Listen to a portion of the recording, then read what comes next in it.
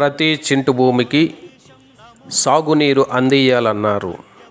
శ్రీకాకుళం జిల్లా నర్సన్నపేట నియోజకవర్గం MLA bug Ramanamurthy గారు పెద్దదూగాం వంశధార ఎడమ కాలువ నుంచి సోమవారం ఉదయం NBC ఛానల్ ద్వారా నీరు విడుదల చేశారు.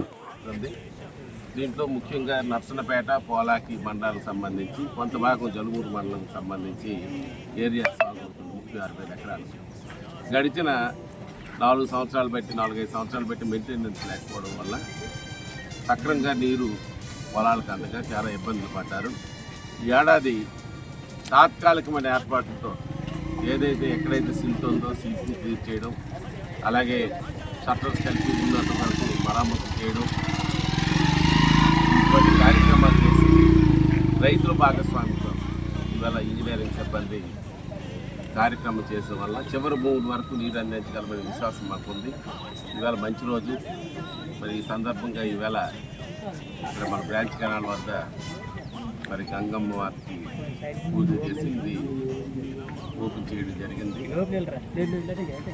ఈ నీరు కలిపి ప్రస్తుతానికి రైతులకి దమ్ములకు అవసరం లేదు కాబట్టి చెరువులు నింపుకోమని రైతులకి ఈ సందర్భంగా కోరుకుంటున్నాం. శివర ప్రాంతం వరకు నీరు వెళ్ళాలి, అలాగే చెరువులు నింపుకోవాలి.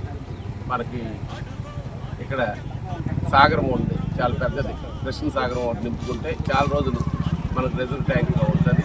అలాగే జమ్మూ తామరాపల్లి దగ్గర చెరువు కానీ, అలాగే మనకి నర్సన్నపేట దగ్గర ఉండే చెరువు కానీ ఇవన్నీ నింపుకుంటే చాలా వరకు ఈ కాలంలో మన దమ్ములకి ప్రారంభించిన ముందే నింపుకుంటే రిజర్వాయర్ లాగా అవి కలిపి నీరు స్టాక్ చేసుకొని వాడుకోవడానికి